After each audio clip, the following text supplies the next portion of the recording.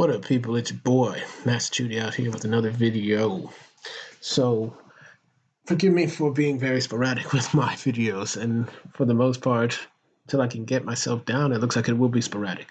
But, over the time, I've been going back and watching some animated shows as of recent that I've really come to enjoy. Recently, over the past few weeks, I've been watching this one, The Last Kids on Earth, both seasons 1 to 3, which is the last season to have come out.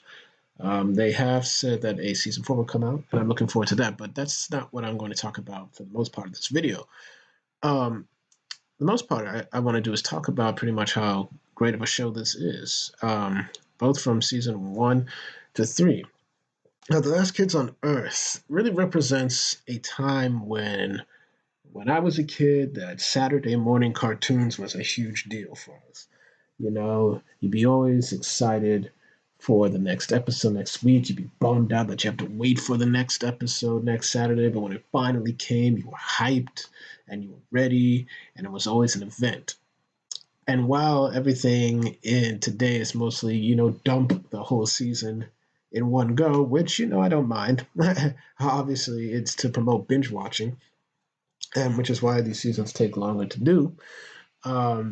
You have an atmosphere that this show presents. Like, you can easily pop The Last Kids on Earth 20 years ago, and it could work as an episodic show, which it is, but working every week. And it's just a great show. It's a fantastic show. And I'm going to dive into a couple of things. First and foremost, pretty much, the plot, what it's about, characters, and for the first time, I'm going to talk about some themes, basically, because I think that this show knows how to give its themes out very, very, very well. But if you don't know, The Last Kids on Earth is based on I believe, a somewhat popular book series by the same name, The Last Kids on Earth, written by, let me get the author's name one more time. Ooh, yeah, written by Max Brailer. Yes, written by Max Brailer, who's the author.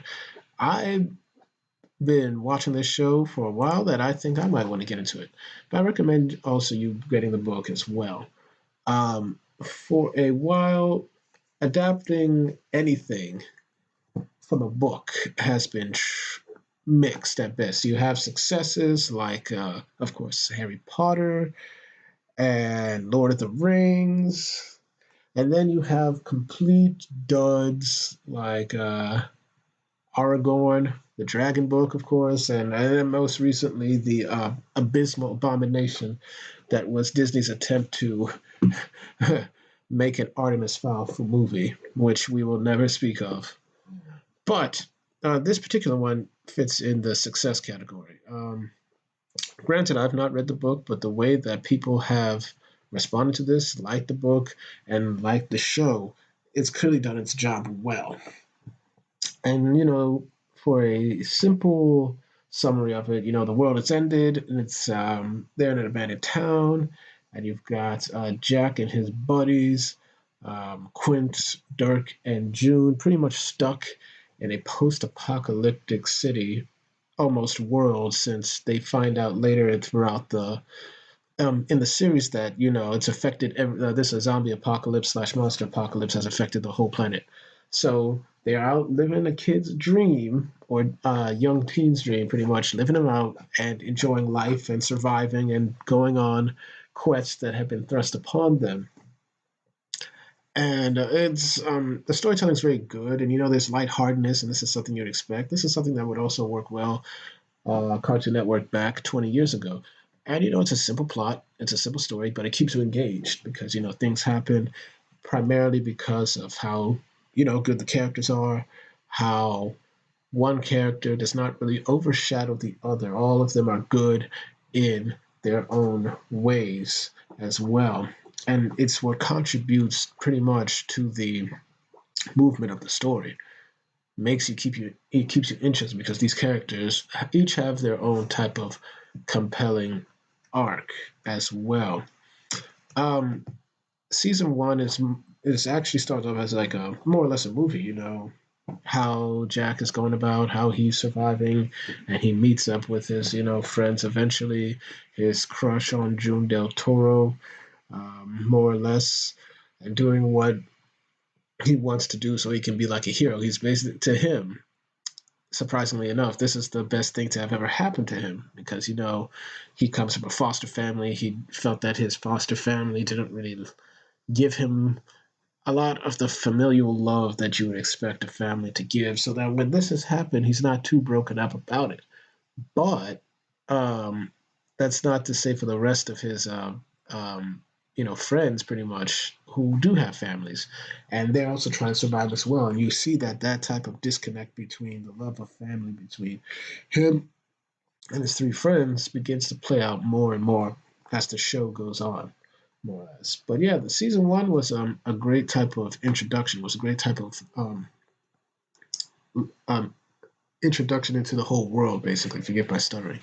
It's a way for you to understand what's going on, who's who's motivated, and it's just like a singular mission. Pretty much gather together and let's all hang out and do what we got to do.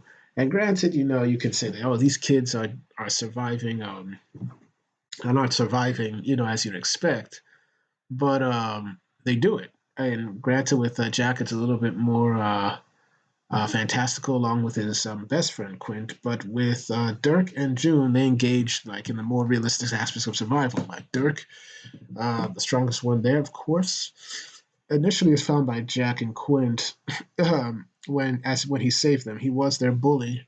Later became friends, but he's out there, finding water, trying to keep himself alive, drinking water, getting food and whatnot, and just roaming the city. And so they decide to team up.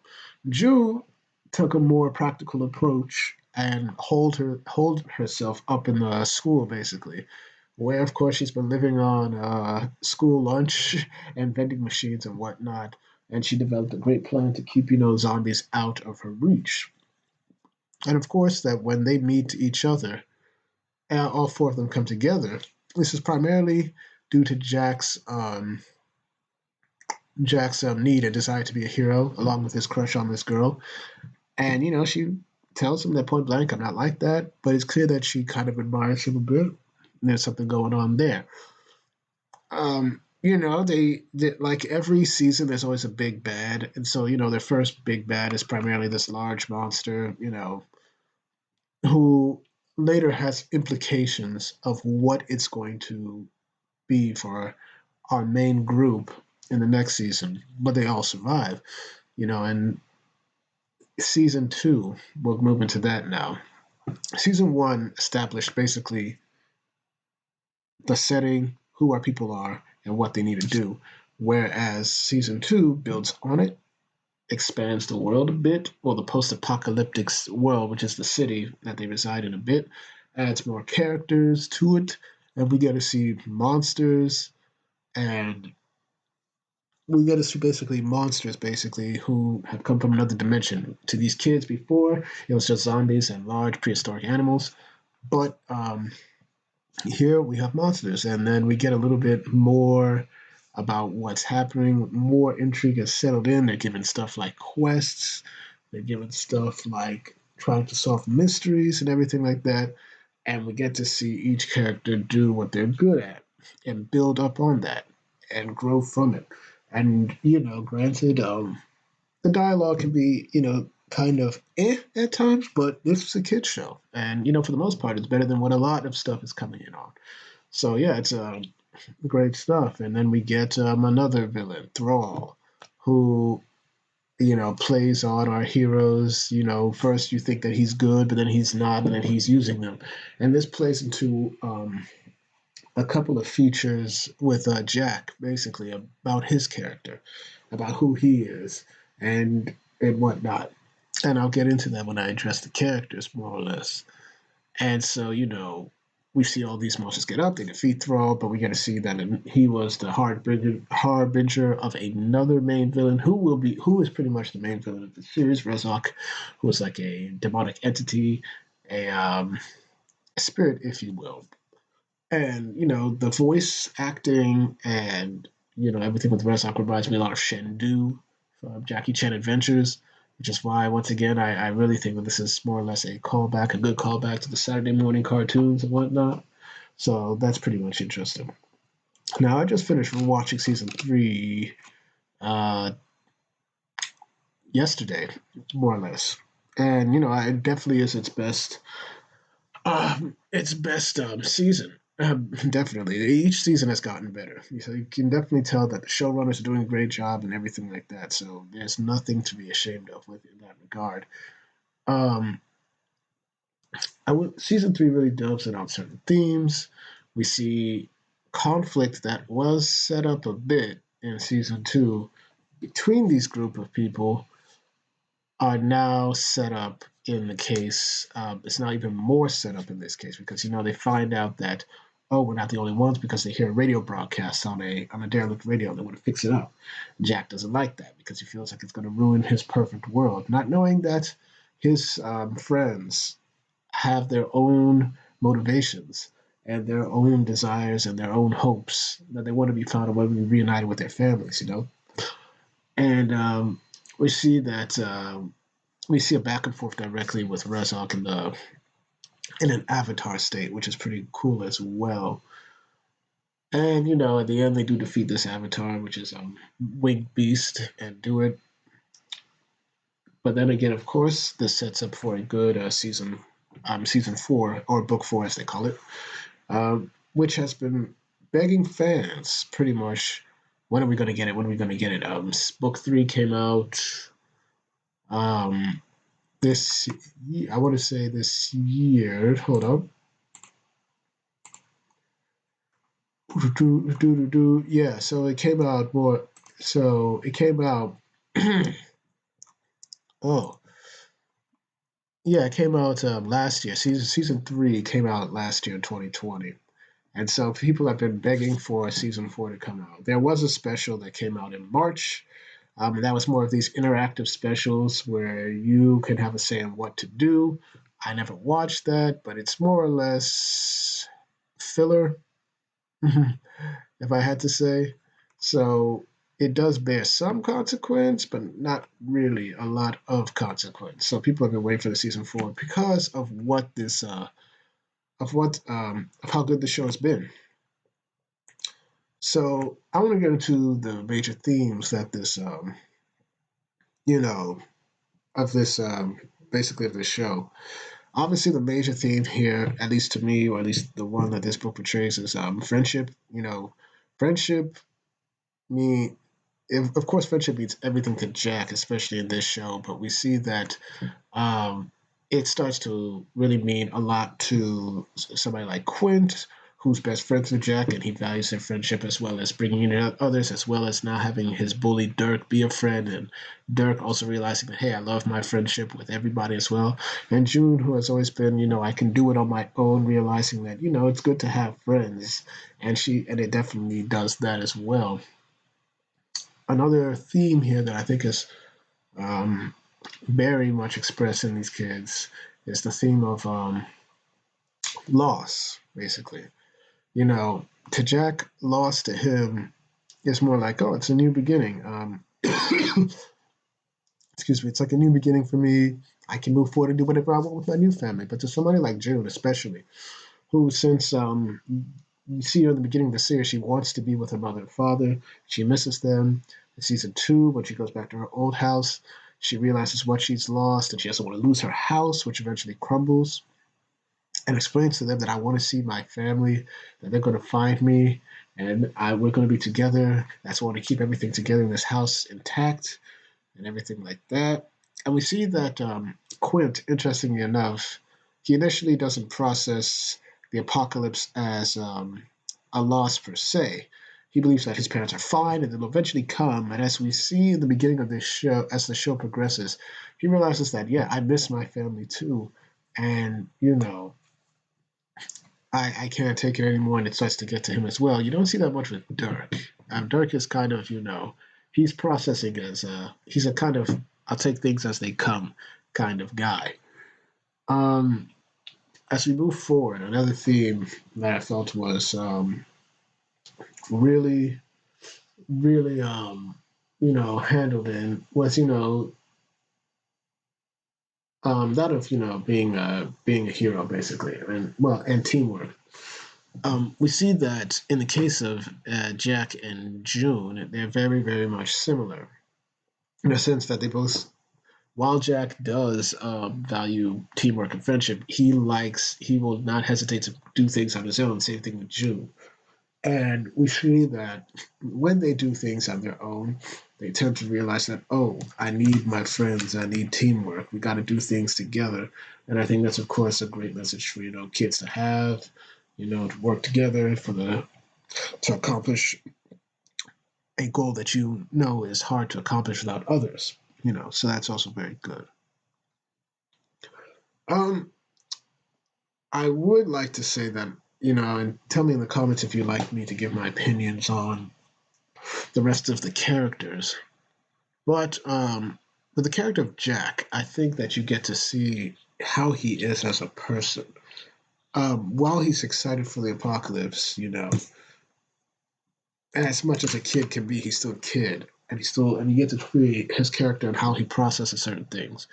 He likes to keep his friends close, and at times he tends to be secretive, as I mentioned with the theme of teamwork. But he tends to be secretive because because he feels like if he tells them anything too major, then they'll begin to fracture.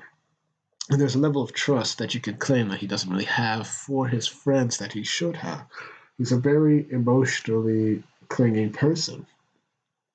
And one can be said that, considering that he admits that he doesn't have a family, that he's been in a foster family, so he's definitely an orphan, and he was picked up probably in an orphanage or whatnot.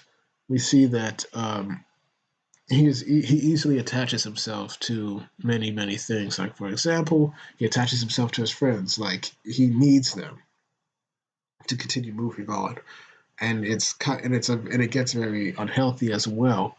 He doesn't like having his comfort zone ruined, as one could say.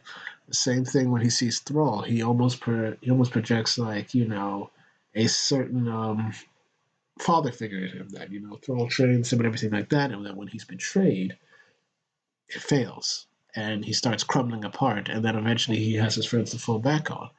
But then again, his world gets torn asunder in season 3 when they find a radio that can actually contact people who may still be around, people who are survivors and whatnot. And he almost gets to the point that he wants to destroy the radio because it will his um, ruin his perfect world, to where his friends are visibly disturbed by that type of action. And so we see that with Jack, it's a quite a complex character. Season 3 was definitely a more serious toned season for this kid show, where Jack has to come up with the fact that he fears solitude. He doesn't want to be alone, and he feels that once people go back and find their families, he will be alone, even though his friends assure him that he won't be, and then he eventually gets over that. Um, Once again, in a time where kid shows are doing a lot of show very nakedly, very bluntly, we're just going to show you our themes, show, show, show, show, show. Um, this show, I believe, takes its audience seriously. Um, Believes that kids can learn more from subtlety than just flashcard storytelling, where we're just going to show you and repeat and do that. They're not 5 or 4, because this show is definitely meant for, like, maybe 8, 9, 10, 11, 12 year olds. No problem with that. Even I like the show, and I'm not a kid. But we see that the reason why I say it harkens back to Saturday morning cartoons is because those shows were written well, most of them, for the most part. They knew what they wanted to do, and they knew how to tell a story. And The Last Kids on Earth definitely knows how to do that very well. It hooks you, makes you care about the characters, makes you care about the story, allows you to just be entertained and learn something. And I feel that this show, which is on Netflix, does a very good job at it. And I've always said that Netflix animation, for the most part, does a very good job with his product. So yeah, I would recommend you watching The Last Kids on Earth. It's very good. It's very great. You got little kids. You got kids of your own. You got a little brother, little sister. Put them on the show. It's very good. So thank y'all for watching. Please like, share, and subscribe, and hit the notifications to make sure you're notified. I do these reviews for you because I want to discuss good animated content such as this and get your opinions on them. Do you like this show? Do you not like this show? And whatnot. What do you feel about it? So yeah, thank y'all for watching, and I hope to have more videos up when I can. I have ideas definitely coming in and whatnot, so I'm happy. So thank y'all. Peace.